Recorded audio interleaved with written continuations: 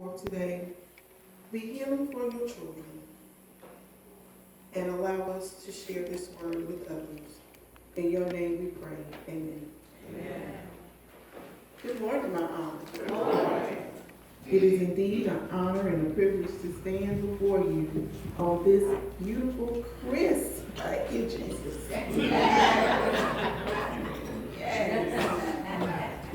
Fall morning. My pastor says I don't know what a crisp is, but after 100 degrees on Thursday, this is crisp.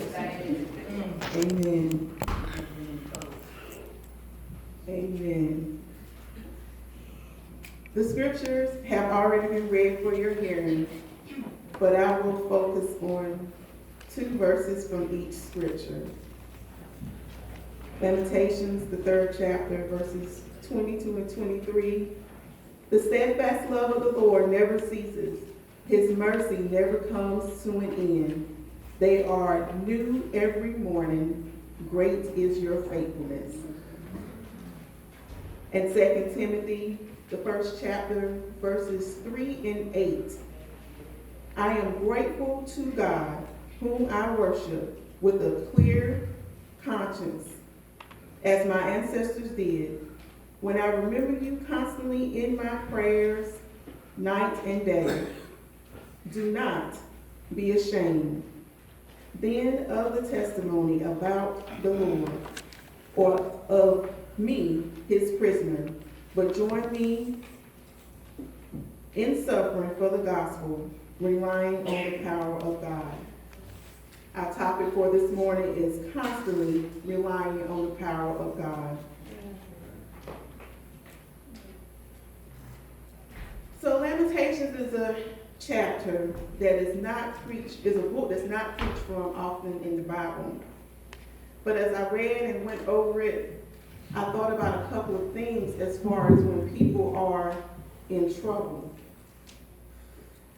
So on Sunday afternoons, we watch retro TV.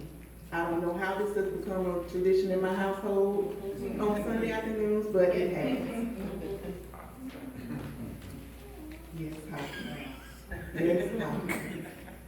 But before I got married and before the TV lineup changed, I would come in from church every Sunday and watch Super Friends. And when they took Super Friends off, I was mad. So now my husband has picked up where I left off, and last Sunday we watched Batman. Ooh. The original Hal, Adam West. Boom, Batman. I watched it too. That's right, Jackie, Batman. Adam West. And last week's episode, I just laughed at it and I was like, I can't believe I'm hungry. I can't believe I'm sitting here watching Batman. But tradition is back. And they were in distress and they were in trouble. And the Joker and the Penguin were going back and forth. And Batman had this spray. He would spray on them and they would fall out. And I was like, Lord, I need that spray. I need to spray some people so they can fall out. When I'm in distress and when I'm in trouble. And then when this week's lesson came about, I said, okay, God, I get it. Your word is the spray. Amen. When we are in distress and in trouble. So in reading the book of Lamentations, it discusses distress and trouble. But in this chapter, it is offering comforting words to God's people. Lamentations is a book that is not normally preached from, but it has true meaning. To lament is a tool that God's people use to navigate themselves through various types of pain and suffering. Lament is a vital prayer for the people of God because it enables us to petition to God our most sincere prayers. The word lamentations itself also means to express grief. And in this book, It is where Jeremiah writes about the afflictions, or in a sense complains, about the suffering of God's people in Judah and Jerusalem, but through his eyes, his own personal reflections about the suffering of a nation. When we as a people go through trials and tribulations, the situation is personal. And for some of us, it almost seems like it's an attack. And we recognize that sometimes we have to go through certain situations, certain experiences, certain trials to be an example to others, but to put our our faith to the ultimate test. God recognized the needs for our trials and our pains, but Jeremiah also recognized the need to suffer and those who were suffering. Recently in Bible study, I presented a small series, and there was no rhyme or reason to the series, but eventually, throughout studying, it came together. The first part of the series was on gratefulness and grace. The second part of the series was once we experienced the gratefulness, the thankfulness, and the grace, it's the prayer and the praise that's on the other side. And as we experience prayer and praise and more prayer and praise, it then goes into a time of remembrance and reflection. So in verse 19 of Lamentations, it speaks on remembering one's afflictions and how useful it was to remember and understand what one can experience and go through in order to help someone else. In verse 19 it states, "The thought of my afflictions and my homelessness is the wormwood and the gall." And in verse 20 it states, "My soul continually thinks of it and is bowed down with me." And as Jeremiah wrote this is a poem. But in this poem, he is speaking on what his soul remembers. And not only what his soul remembers, he spoke about where his trials and tribulations, where it brought him from.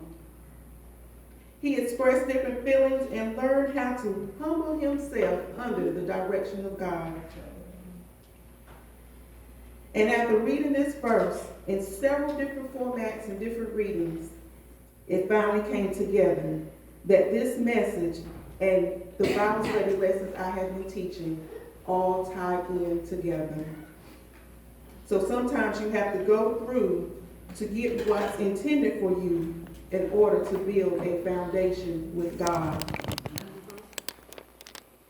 That it is that we go through. In verses 22 and 23, it states that we sing mercies every morning. And as we sing monthly, great is thy faithfulness. In verse 24, it states, "The Lord is my portion, says my soul, therefore I hope within him." And we know that the Lord is our everlasting portion. And sometimes we may doubt him, but he's still there. So in reading Lamentations, it let me know that we can trust, but more importantly, have faith and hope in the possible. Because the possibilities with the Lord are endless. And Jeremiah reminds us that when you come out of your place, whatever that place is, be it a place of depression, be it a place of anxiety, be it a place of financial strain, God is already there to carry us through. And when we come out of that place, it is our right and our purpose to focus on the blessings and what is left to come. It also means a renewed hope of endless possibilities. So as we sing monthly the song, Great is Thy Faithfulness, we understand that great is thy faithfulness, but do we really understand what it means when we say, morning by morning, new mercies we see? Yes. I don't think too many of us actually do. Because morning by mercies, new mercies we see, that means it's a new day. And with each new day is a gift. And although tomorrow is not promised to any of us, it promises us a foundation in God. The people of Jerusalem may have felt defeated, but they believed and continued to stand on the promises of God. And just like them at times, we too feel defeated. Of what could happen next? Lord, not now. Lord, where are you? But we've been equipped with the word, and we've been equipped to know that as long as we stand on the promises of God, there's new mercies every day. So wherever God leads us, he leads us into the next day, into the next day, and into the day after that. We have to continue to have hope, faith, and trust in him. And also with each new day of the mercies that are given, it is our duty to have compassion, hope, and trust in these renewed mercies every day. And on a daily basis, we also need to be reminded that God never fails. No matter how painful yesterday was, no matter how painful last night was, no matter how painful last year was, or even 10 years ago. He's been there, and he has not failed us. He grants us new mercies every day. So as we lament over the times of our lives where situations seemed bleak and dim, God was already there. But in going back to the Bible study lesson from this past week, I put something in the lesson that stated, remembering God's faithfulness.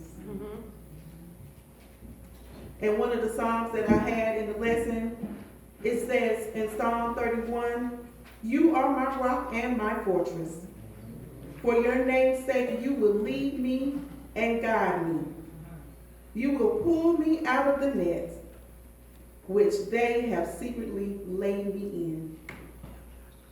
When I read this, it reminded me of how sometimes people can set a trap for you, and you don't even know it. But it reminded me of a trap that had been set for me recently. And it bothered me to the point where I had to text my pastor and say, you're not going to believe this. Even though that net was laid out and the net tried to trip me, I stood firm because I knew that no matter how bad that particular day was at work, the next day I was going to get new mercies. Thank you, Lord. Thank you, Lord. And it's the same way with the doctor's appointment. No matter how negative that appointment may have seemed to you, we serve a healing God. Amen. And that next day is new mercies.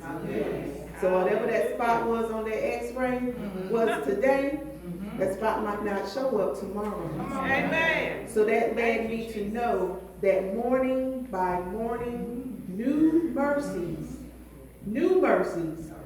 we see. And another verse that we had in Bible study, in Psalm 119, it said, revive me according to your loving kindness, so that I may keep the testimony of you in my mouth. And that lets us know, no matter what the trial is, it's already in us. It's human, it's natural to kick, scream, cry, pout, use a couple of words. Because we do. But that just lets us know that according to his loving kindness, our testimonies are to help someone else.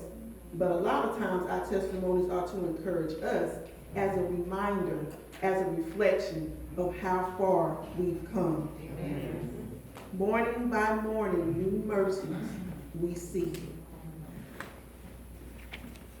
So like Jeremiah, helping the people to overcome times of grief, and then they sat back and reflected on the goodness. If you read on, further on into this beautiful book, the things that we need to remember as we reflect are not to forget the limitless goodness of the Lord.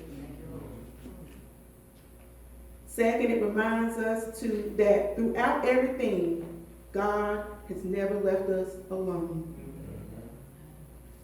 And thirdly, it reminds us that even when we think we're walking in darkness, we are walking in the light of the Lord. So as we go throughout this book, and in studying a different passage, I came across some points from the author Spurgeon. It says, every morning ends the night. Every morning brings a new day. Every morning brings new provision for the day. Every morning brings new forgiveness of new sin. And every morning brings new strength for the new temptations and trials that we will continue to experience. So as we remember, we're never alone through turbulent times because God is always with us. And in remembering what God has done for us, like Jeremiah, we are drawn back into the fellowship and sweet communion with God every morning. And today is the first Sunday. And we will partake in communion on this day.